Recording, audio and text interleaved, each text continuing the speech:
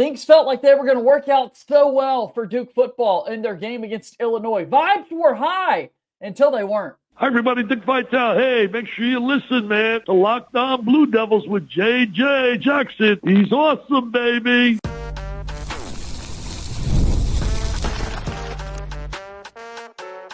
You are Locked On Blue Devils, your daily podcast on the Duke Blue Devils.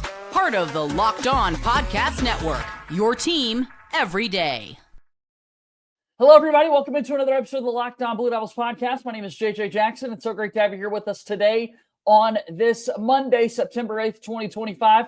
Locked On Blue Devils is your one-stop shop where we discuss everything going on inside the life of Duke athletics. On today's show, we're going to talk about Duke football's loss over the weekend to Illinois. First loss of the season for the Blue Devils as they fall 45-19 against the Fighting Illini. That final score pretty lopsided in favor of Duke's opponent. We'll talk positives and negatives, all the above, with Kevin Connelly from Ball Durham as we go throughout today's show. If you haven't done so already, please be sure to follow and subscribe to Locked On Blue Devils for free, wherever it is that you get your podcast. Leave us a 5-star rating and written review. Also, make sure you go and check us out each and every day on YouTube. You can watch our videos, subscribe to our YouTube channel, share this video with your friends as we're continuing to grow all over the place, and glad that you're a part of the Locked On Blue Devils family. Please be sure to let us know in the comments down below if you're an everydayer. Special shout out to all of our everydayers there. Again, as Locked On Blue Devils is a part of the Locked On Podcast Network, your team every day. So here he is. Kevin Connelly's here with us talking about this Duke football game against Illinois. 45-19 was the final score in this one, Kevin, and just a tough game to sort of swallow here for Manny Diaz's bunch. No, very tough game, JJ. And you think about it, and you think that this could have been the signature moment in Manny Diaz's Duke tenure, and it just didn't turn out to be the case. And I think for a lot of reasons that we're going to get into, they weren't clean. It was very sloppy. You can't have that many turnovers. You can't have that many miscues against a really good team. And it came back and it bit them, especially in that second half. 5 turnovers, the biggest storyline in this game for the Duke football team. 4 fumbles, 1 interception thrown by Darian Mensah, who played in his second game as a Duke Blue Devil. Again, this is the second season Manny Diaz is serving as head coach. Looking at the stats themselves, Duke had more yards of offense than Illinois did, 438 yards compared to 419 for the Fighting Illini. But really, if there is one singular stat, and you can't always do this in football, but if there was one stat that you wanted to point to that told the difference in this game, turnovers is where you would go. Well, I mean, yeah, absolutely. But I think it could even be a little bit, you can narrow it down a little bit, right? That first drive, you're moving the ball well. You get a 1st and 10 inside the 30-yard line, and you get a field goal out of it. And I don't think that's the end of the world, but certainly I think you're probably expecting a little bit more, to be honest. Your defense showed up. I think in the first half, and we can go drive by drive and where did things go wrong and so on and so forth. In the first half, I think Duke was a better team. I mean, yes, they were trailing by 1 at halftime. But I mean, just with all the miscues and the fact that they're only down by 1, you think this team is in a pretty good spot, and it just didn't work itself out. Yeah, I mean, you have a muffed punt. You can't have that leads to a touchdown. You have another drive where you're knocking on the doorstep. You have a 1st and goal from the 8-yard line, and then you have an offensive pass interference that pushes you all the way back to the 23, and you're kind of up a creek without a paddle there. It was just a sloppy game. Where that you can't have against a really good team like Illinois. Yeah, Darian Mensah had 2 of the fumbles. Samir Hagens had a fumble. Quayshawn Brown had a fumble as well for the Duke football team. We saw Quayshawn Brown muff a punt last week, and then later in the same game against Elon, takes a punt return back for a touchdown. Electric sometimes when he's got the ball in his hands.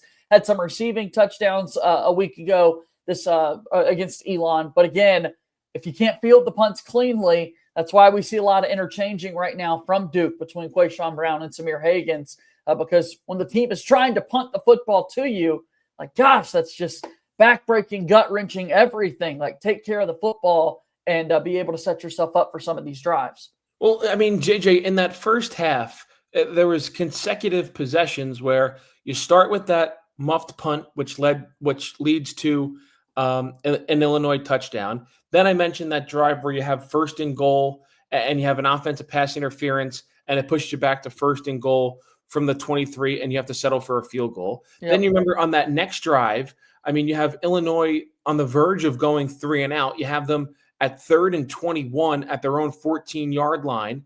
And you allow a 27-yard completion on what was really a dump off. And then on the next possession, you get back down to the Illinois 15-yard line, and Darian Mensah gets sacked and fumbled and loses possession. So, I mean, right then and there, and somehow it was still just a 1-point game at halftime because Duke was able to stand tall defensively after that fumble and then come down and score a touchdown before halftime to make it a 1-point game. And at that point, you said, okay, for all the miscues that they've had, they still had it within a 1-point game, and you felt good about yourself. But the miscues just continued and continued in the second half. Yeah, I look at this game and talking about the defense for Duke, setting them up for opportunities early on. It's like, man, Duke is the better football team. What we're watching on our screen, we talked about Manny Diaz.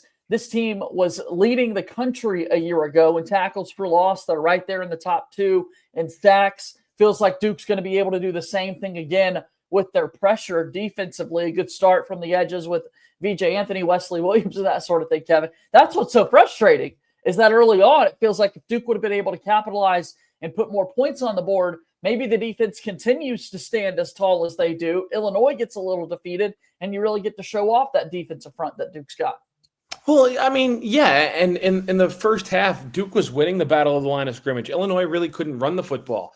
Luke Altmaier looked very unsure of himself, and I'm sure if people were tuned in early enough, there was a stat up that Luke Altmaier, I think it was probably his worst game with Illinois, came in that 2023 season against Penn State when Manny Diaz was their defensive coordinator, and he went 15 for 28 for 163 yards and 4 touchdowns. And it looked like he was seeing some similar aspects of his game to that game on Saturday.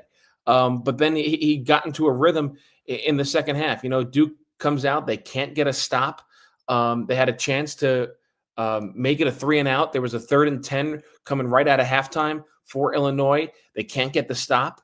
In fact, I think they did bring the Illinois punt team out on the field. They got the stop, but there was 2 players with the same jersey number on the return team for Duke on special teams on a punt return. And it was a 5-yard penalty, and it gives Illinois a first down. I mean, good teams don't have that happen. Yeah, that's just a silly mistake. And on the other hand, good teams capitalize when they get the benefit of some of those mistakes. And Illinois did that. They came down, they scored a touchdown and made it 21-13. And I mean, on a play like that, I can't necessarily blame the players. It's on the coaches. The coaches have to be better. And I think Duke probably gets a failing grade just about in every aspect of the game: offense, defense, special teams, and coaching against Illinois. I don't think Illinois is a 26-point better team than Duke, especially with Duke playing on their home field. It was just continually mistakes on top of mistakes on top of mistakes. And eventually you knew Illinois was going to capitalize, because after that touchdown, then Duke fumbles. Illinois comes down and scores another touchdown, makes it 28-13. And then Duke's really playing catch up from behind. And one thing I want to add, JJ, and I know we're taking up a lot of time here in your first segment, and this doesn't necessarily go geared towards Manny Diaz. It's just football coaches as a whole. And I get it's part of the analytics of the sport, but I just cannot wrap my head around when you're down by 14 points, say, and you go score a touchdown, and now you're down 8, and you go for 2 to try to make it a 6-point game instead of kicking the field goal and making it a 7-point game. The idea behind it is you go for 2, and the percentages that you're going to convert one of the 2-point conversions is high. It's almost 50%. So according to the math, if you don't get the first one, you're going to get the second one. And if you get the first one, you make it a 6-point game. And then if you score again, you can kick an extra point and go ahead or win the game or take the lead, whatever you want to say. So Duke goes for 2 after they score midway through the third quarter, which made it 28-19. in my head, and it's still very early in the game, you kick the extra point, you make it a one-score game, you haven't played well, but you look up at the scoreboard and you're like, hey, we're still right in this. It's a one-score game. Yeah. Instead, you don't get the 2-point conversion. You're still down by 2 scores. Illinois comes down, they kick a field goal, Duke throws an interception, Illinois scores a touchdown, and the game's pretty much over. I say that because I did not agree with Manny Diaz going for 2 on that touchdown midway through the third quarter. And I want to just parlay it by saying the touchdown Duke scored at the end of the first half, and they kicked the extra point to make it a 14-13 game. That's when I would have been in favor of going for 2. Sure. Because you're going into halftime. Illinois doesn't have any time left on the clock. I think Duke had a kickoff, and maybe there was 1 or 2 or 3 seconds left. And they just took a knee. Like, that's when you go for 2. Hey, let's try to tie the game. Because if you don't get it, you still go into a 20-minute halftime, a chance to regroup, a chance to reset yourself. I don't like going for 2 midway through the third quarter, trying to make it a 7-point game instead of just leaving it at an 8-point game and keeping it a 1-possession game. Go for 2 early and try to, quote-unquote, chase the points going into halftime. Don't do it midway through the third quarter, which kind of really hurts your chances at winning the game. Sometimes the math just gets way too, the analytics and coaches overthink it way too much. These football coaches and football staffs try to be the smartest guys in the room, and it's like sometimes common sense has to prevail, especially in a moment like that when you're trying to make a 2-score game a 1-score game. Duke scored a touchdown and made a 2-score game still a 2-score game by not kicking the extra point. I know people were able to see some of your thoughts on that same department on social media there with the Sunday night football game we were treated to, Kevin. So super interesting thoughts. And I want to talk, though, as we look at this game for Duke, on the Darian Mensah of it all, how well he's been playing for the Blue Devils, what to make of his performance here next. Lockdown Blue Devils here today is brought to you by our friends at Supply House. When the opening whistle blows on a new repair, get your crew moving forward with Supply House. Order today and see parts on your doorstep tomorrow. Over 280,000 plumbing, HVAC, and electrical items from the most trusted brands in the business. Their real-time inventory and honest lead times keep you from punting projects, while their industry-leading customer service always has your blind spot covered. If you need parts fast for a project, Supply House has next-day delivery. Talk about a game changer. Their part finder tools and 3D schematics can save you hours on jobs where every detail matters. Join the free Trademaster program today and score serious perks like priority shipping, lower prices, and dedicated support line. Visit supplyhouse.com to sign up for free and use promo code SHCollege5 for 5% off your first order. That's supplyhouse.com. Real people, real service. Supply House is a proud sponsor of the Locked On Podcast Network and Locked On Blue Devils. The show today is also brought to you by our friends at Game Time. As you know, college football is back, and I couldn't be more excited. The tailgates, the rivalries, the energies in the stands, there's just nothing like it. But let's be real. Actually getting tickets can feel more like a battle than the game itself. Endless queues, hidden fees, prices jumping at checkout. That's why I use Game Time, the app that gives the advantage back to fans. The easiest way to score last-minute tickets at the best prices with no surprise fees. What you see is what you pay. I pulled up Game Time, and in just a couple of taps, I'm able to see amazing deals. College football games as low as $25. How awesome is that? So go ahead and take the guesswork out of buying tickets with Game Time. Download the Game Time app, create an account, and use code LOCKEDONCollege for $20 off your first purchase. Terms apply. Again, that's promo code LOCKEDONCollege, LOCKEDONCOLLEGE for $20 off. Swipe, tap, ticket, go. Download Game Time today. Game Time is a proud sponsor of Locked On Blue Devils. 45-19, the final score. Duke falls to Illinois over the weekend. Darian Mensah, his second start in that Duke uniform, finishes the day with an interception. He fumbled the football twice. But other than that, Kevin, over 300 yards passing once again, 2 touchdowns, both of them to Andrew Anthony. He was greater than 50% in the completion department. He averaged nearly 10 yards a completion. Super impressed, again, with how vertical Duke has been in their passing game. The arm talent on Mensah is unreal, Kevin. I'm just blown away week after week. I mean, yeah, JJ, but I don't think you can say and other than that when you're talking about 3 turnovers. That's I true. mean, You got to take care that's of the the story of the football. game. I mean, the kid can throw the ball 80 yards, that's great, but if you're giving it to the wrong team 3 times in a game, like then you got a problem. I mean, an I'm interception sunshine pumper, glass half full, always optimistic, way too much. But you're right. You've got to take care of the football at the end of the day. especially when you've had special teams mistakes. One of the fumbles comes inside the 15-yard line. The other fumble, I think, I can't remember. Was it in Illinois territory? I don't think it was. It might have been just shy of midfield. Right. I mean, and then the interception was closer to the red zone. I know that. So 2 of the 3 turnovers were on the opposite side of the 50-yard line, and that can't happen if you want to win games against really good teams like Illinois. So, yeah, I'm impressed. He puts up some good numbers, especially in this game. Late in the game, Duke was in obvious passing situations, so he gets over 330 yards again for the second straight game. But you look at that game against Elon, and I wanted to be cautious because it is the first game. It is a new quarterback. You have a lot of new players around you. But I was concerned about how slow they got, to be honest with you. I mean, they weren't really finishing drives.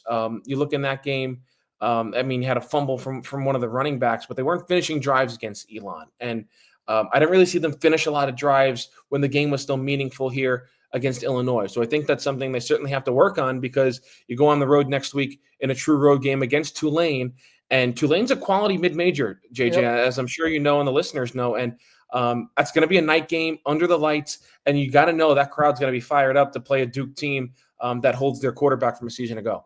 Yeah, 8 p.m. Eastern on ESPN2 this upcoming Saturday for Duke and Tulane has opened as the betting favorites. Right now, our friends at FanDuel have them favored by 3.5 points. Super interesting there. When we look at this Duke team, though, and Darian Mensah, his ability to play the quarterback position, extend plays, throw from all levels. I know that people at the NFL department are going to be scouting him all season long because of just how athletic he is, his ability to spread the ball to various wide receivers. We saw a little bit of that again as in the Elon game, big receiving games for Cooper Barkate, for Quayshawn Brown. Samir Hagens had 2 touchdowns. Andrew Anthony was one of the big wide receivers we talked about all offseason, and he just wasn't as big involved in the plays for Duke against Elon. However, against Illinois, Andrew Anthony comes up 5 catches for 58 yards and 2 scores. So really impressive once again to see a variety of different receivers getting in on the action. No, I mean, yeah, 100%. I think that's the one thing you can really say about Darian Mensah is that he has been able to distribute the ball to different players. He's not fixating on one guy. And that's a good thing as a quarterback, although you probably like to see someone rise above the rest as your true go-to target. But the fact that he's comfortable throwing it to so many different players on the outside at the skill positions is a good thing. Big-time performance from Darian Mensah, again, over 300 yards, and a much bigger test personally for him as he's got to handle all the emotions going up against Tulane this upcoming Saturday. I'm going to be really curious to see how all of that comes together. We'll step aside one more time out here on the program today, and then when we return, we'll talk about the Duke and Tulane game here on Locked On Blue Devils. Locked On Blue Devils here today is brought to you by The Game. Quick question for all you college football fans out there. If you could go back in time and sit front row at your school's biggest rivalry game, what hat would you be wearing? Yes, I said hat. For me, it would be The Game. These aren't just hats. They're the same vintage styles wore back in the 80s and 90s. And guess what? They still go for the same price they did back then. When you use code LOCKEDON, you'll be able to get your vintage hat for $16.99. Head to thegamecaps.com. Again, thegamecaps.com. They just sent me some awesome product. Here's one of the latest Duke hats that you could find right now. Thegamecaps.com. Grab your team's classic bar or retro circle design and use code LOCKEDON for an exclusive discount, because legends wear the game, a proud sponsor of Locked On Blue Devils. Kevin Connelly here with us from Ball Durham. Final segment today, talking about this Duke football team falling to Illinois by a score of 45-19. And now Duke gets set to take on Tulane, another non-conference game for the Blue Devils before they jump into some ACC competition here a little bit later. Kevin, what's interesting, at 1-1 on the year, Duke had an opportunity to knock off a top 25 team in Illinois and really make their case to be one of the top 25 teams in the country. Now they've got some work to do, but in the ACC race, they're still in it, and in a 12-team college football playoff. I know not a lot of people are going to be talking about the Duke football team, but 2 weeks in, man, like you still have a lot to play for, even though you just suffered your first loss. Yeah, JJ. Yes, there's still a lot. Let me be optimistic here, Kev. I know you're the big optimist, but I mean, just from what I've seen through 2 games, Duke and college football playoff should not be in the same sentence. Right? That's fair. I won't go that far. I just a really quality team that we get to watch this season. I hope that they can still play well.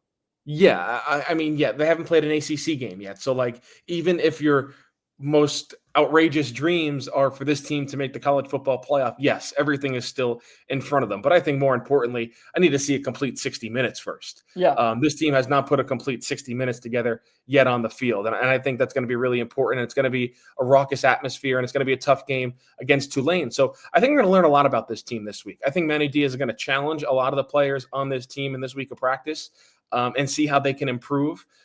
Defense has had a problem stopping the run. Illinois runs for almost 300 yards. Elon ran for almost 200 yards. That's going to be has to be a point of emphasis this week. The defense hasn't necessarily been overly bad through 2 weeks, especially against Illinois, but the run defense has been really questionable, and they had a poor second half on Saturday. Got to have it improve for the Duke football team in the game against Tulane, who's led by quarterback Jake Retzlaff. That's who replaced Darian Mensah, as he now plays for Duke. Retzlaff last season played for BYU, had a really impressive year. Right now, he leads them in passing and rushing, so he is a dual-threat quarterback. That's going to be something for Duke to contain because, as you just said, the run defense has not been the best over these first few weeks. After giving up 45 against Illinois, I think it's got to be a pride thing that starts to kick in a little bit defensively. This is Manny Diaz's side of the ball. Let's get some stops and see what we can make happen. Yeah, and I think when you look at Tulane, you kind of see 2 different final scores. 23-3 against Northwestern, and now granted Northwestern is not one of the best Big Ten teams out there. And then you see 33-31 against South Alabama. So obviously you have to go back and watch a tape, something I'll do this week and just trying to get prepared for this game. But yeah, I'm interested to really dive in to see what Tulane is about because, like I said, those are 2 very different scores against 2 very different opponents. But for Tulane, you got to give them credit. They won both games. Big-time performance for Tulane so far this season, and hopefully Darian Mensah has got one coming on Saturday at 8 p.m. Eastern. Kevin, before we move out of here, do want to talk just a little bit of basketball for the Blue Devils here. Another big week coming up for Duke as they've got visits being scheduled left and right, in-home visits taking place now that Duke basketball and the recruiting calendar has opened up for John Shire and company, from in-home visits with Darren Rippey and Jordan Smith Jr., getting Austin Gooseby on campus recently. Duke is trying to set themselves up for some big swings here in this 2026 class. Yeah, and with all 3 players, obviously I've said that I feel good about them with Jordan Smith Jr., Austin Gooseby. Kind of went over that a couple of weeks ago, saying once they go after a caliber of player like him, they have a high success rate. Darren Rippey's going to be a tough one. There are a lot of big-time schools after him. I think that's a recruitment that's going to go as long as possible. So that's one that you could really I'm not going to say wait on, but like the updates, take them with a grain of salt because I think there's going to be a lot of updates coming from that recruitment.